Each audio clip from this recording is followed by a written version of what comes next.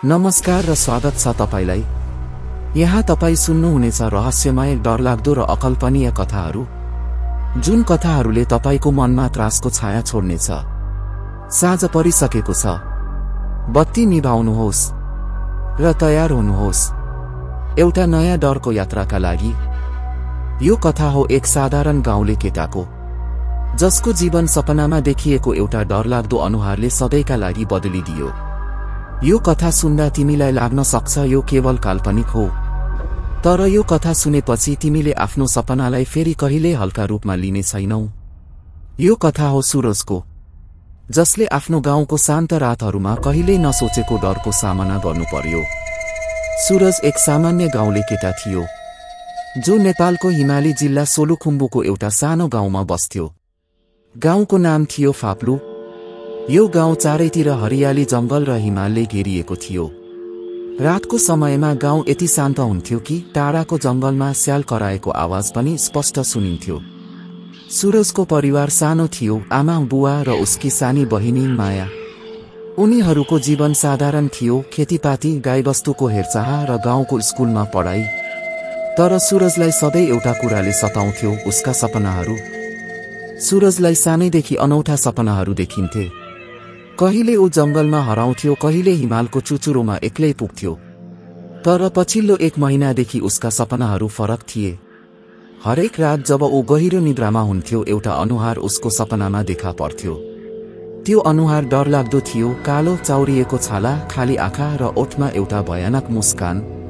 त्यो अनुहारले सुरजलाई बोलाउँथ्यो, तर ऊ कहिल्यै बुझ्न सक्थेन कि त्यो के भनिरहेको थियो। पहिलो पटक यो सपना देख्दा सुरजले यसलाई सामान्य ठान्यो, तर हरेक रात त्यही अनुहार फेरि फेरि देखिन थाल्यो। कहिले त्यो अनुहार उसको नजिकै आउँथ्यो, कहिले टाढाबाट उसलाई हेरिरहन्थ्यो। सुरज रातभर चिच्याउँदै बिउजिन्थ्यो, तर उसको परिवारले यो केवल उसको डरलाग्दो सपना हो भन्थे। सपना त सपना हो, सुरज, उसकी आमाले भन्थिन्, यो केवल तिम्रो दिमागको खेल हो। तर सुरजलाई यो सामान्य लागेन। हरेक बिहान ऊ थकित र डराएको अवस्थामा बिउजिन्थ्यो। उसको अनुहारमा डरको छाया स्पष्ट देखिन्थ्यो। उसकी बहिनी मायाले एक दिन भनिन्, दाइ, तिमी राति सधैँ चिच्याउँछौ, के देख्छौ तिमीले? सुरजले जवाफ दिन सकेन, किनभने त्यो अनुहारको वर्णन गर्न उसलाई शब्दहरू नै पुग्दैनथे। एक दिन सुरजले आफ्नो डरलाई गाउँको एकजना बुढी हजुरआमासँग बाँड्ने निधो गर्यो। गाउँमा हजुरआमालाई सबैले आमा बुढो भन्थे। उनलाई गाउँको इतिहास, किम्वदन्ती र पुराना कथाहरूको बारेमा धेरै थाहा थियो। सुरजले हजुरआमालाई आफ्नो सपनाको बारेमा बतायो। हजुरआमाले उसको कुरा ध्यानपूर्वक सुनिन् र उनको अनुहार गम्भीर भयो। सुरज, उनले भनिन्, तिमीले देखेको त्यो अनुहार कुनै साधारण सपना होइन। यो गाउँमा धेरै वर्ष अघि भएको एउटा घटनासँग जोडिएको छ। हजुरआमाले एउटा पुरानो कथा सुनाउन थालिन्। धेरै वर्ष अघि फाप्लु गाउँको जंगलमा एउटा साधु बस्ने गर्थे।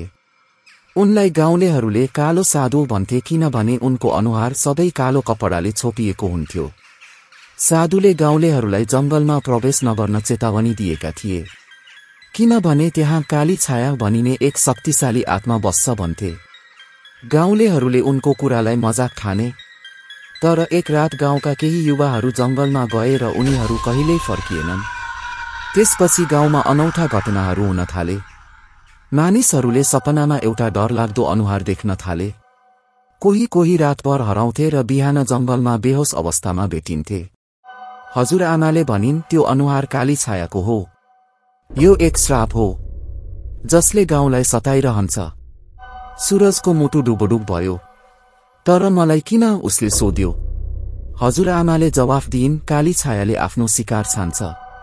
तिमीले केही गरेको हुनुपर्छ, जसले उसलाई तिमीतिर आकर्षित गर्यो। जब ऊ मन्दिरको नजिक पुग्यो, उसले एउटा अनौठो कुरा देख्यो। मन्दिरको ढोकामा एउटा कालो छाया उभिएको थियो। त्यो छायाको अनुहार ठ्याक्कै उसले सपनामा देखेको अनुहार जस्तो थियो। सुरजको खुट्टा काँप्न थाल्यो। उसले भाग्ने सोच्यो, तर उसको शरीरले साथ दिएन।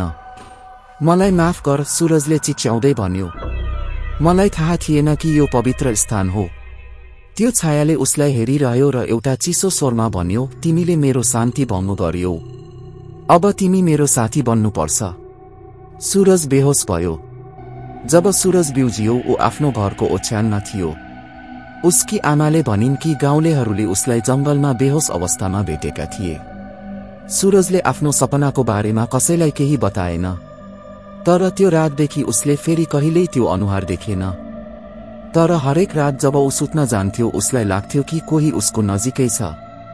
कहिलेकाहीँ उसलाई रातको सन्नाटामा एउटा फुसफुसाहट सुनिन्थ्यो, तिमी मेरो साथी हौ। सूरज अहिले पनि फाप्लु गाउँमा बस्छ, तर ऊ कहिल्यै जंगलतिर जाँदैन र ऊ कहिल्यै रातको समयमा ऐना हेर्दैन, किनभने उसलाई डर छ कि त्यो अनुहार फेरि देखिनेछ। यो कथा सुनेपछि तिमीले आफ्नो सपनालाई कसरी हेर्छौ?